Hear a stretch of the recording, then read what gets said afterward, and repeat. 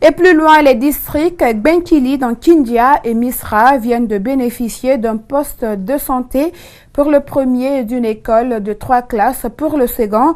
Le coût total du don de la compagnie de bauxite de Kindia est estimé à plus de 600 millions de francs guinéens.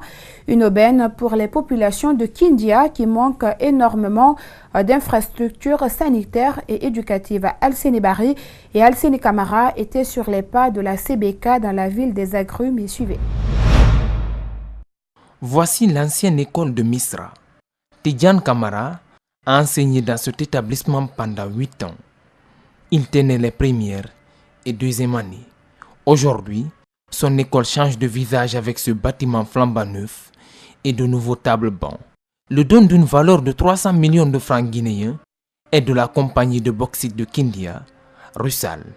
L'impact de cette école-là sera très fort parce que vous comprenez, quand il y aura tous les suites des enseignants qui viendront m'aider, là-bas, ça va donner un coup de main à la communauté.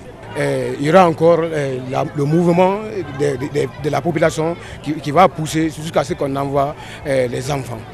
Et pourtant, cette école n'est pas la seule action de CBK Russal. La société avait déjà offert des bourses pour la Russie à certains étudiants guinéens et les enfants des employés de sa compagnie.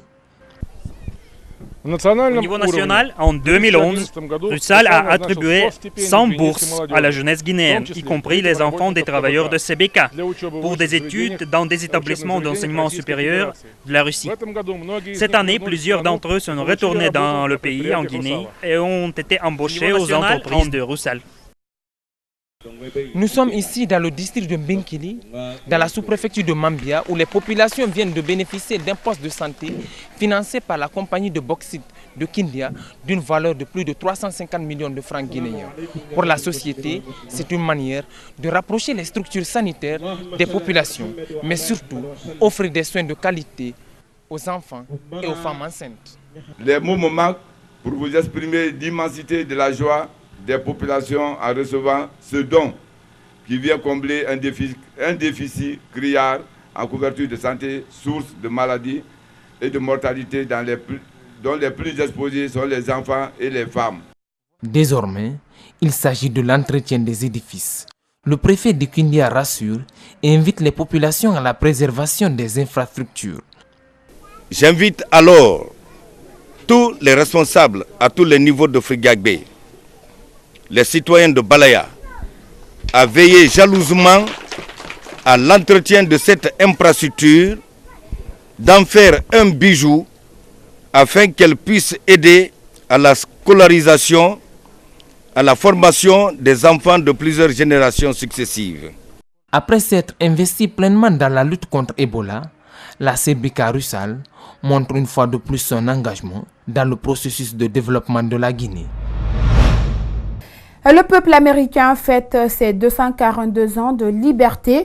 Le 3 juillet, l'ambassade des États-Unis a passé ce moment de souvenir avec les composantes de la société guinéenne. Le rappel de la nature des relations entre les deux pays, les perspectives pour un développement économique viable ont été touchées. Mamadou Sadio Baldé et Ibrahima Souri Sengsouma. L'Amérique fête l'anniversaire de son indépendance et toutes les composantes de la société guinéenne ont pris part à ce moment de joie avec le personnel de l'ambassade. La ministre de la Coopération, porteuse de la voix du gouvernement, a insisté sur les domaines de la santé, de la sécurité, de la justice et de l'éducation, entre autres. Tous les efforts qu'ils ont faits dans le domaine de l'éducation, dans le domaine sanitaire, nous permettent aujourd'hui de passer ce gouvernement à l'étape supérieure, à essayer d'améliorer encore mieux les conditions de vie des populations. Je crois, comme M. l'ambassadeur a si bien dit, il est arrivé à un moment donné où la crise Ebola était énorme.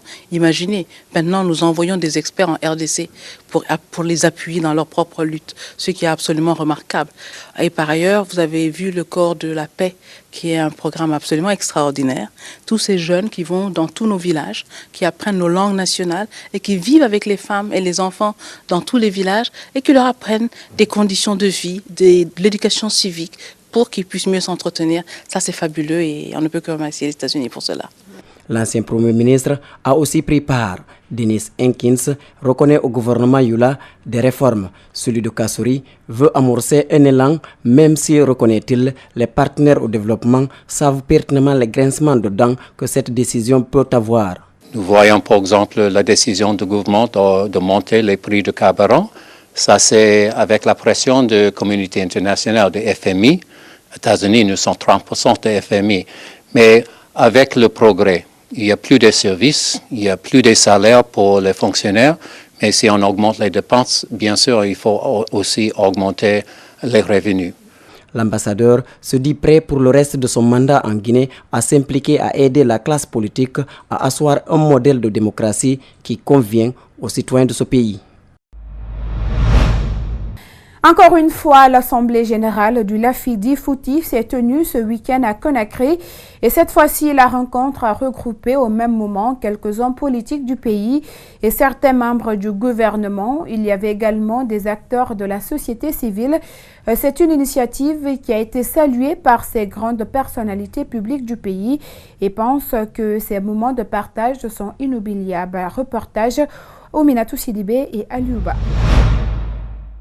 Cette assemblée se tient chaque dimanche au quartier Sebeka dans la commune de Matoto.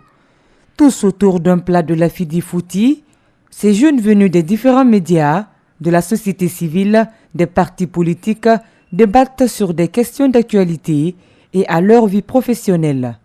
Présent à la rencontre, le ministre Khalifa Gassama Diaby pense que ces genres d'initiatives renforcent les liens d'amitié et de la fraternité entre les citoyens. Donc je félicite les initiateurs et tous ceux qui participent à cet événement, qui est en même temps un événement de fraternité, de légèreté, mais aussi qui aborde des questions essentielles pour notre pays. Et je trouve ce mélange extrêmement agréable et ça prouve aussi qu'on peut dans notre pays faire des choses agréables, fraternelles, tout en pensant aux questions essentielles pour notre pays. Pour Ahmed Kamara, journaliste à Adafo Média, ce rendez-vous d'échange doit être pérenn afin de créer une cohésion entre les jeunes. On a l'habitude parfois de se voir soit à la télé, soit de se voir lors des cérémonies, mais se voir tous ensemble dans une telle rencontre, je pense que ça ne peut faire que plaisir. Et je félicite les organisateurs et les initiateurs sur tout ce projet. Je leur demande de continuer, de pérenniser cette action parce que, comme je l'ai dit, ça permet aux uns ou aux autres de se frotter et ça crée une certaine cohésion entre Guinéens.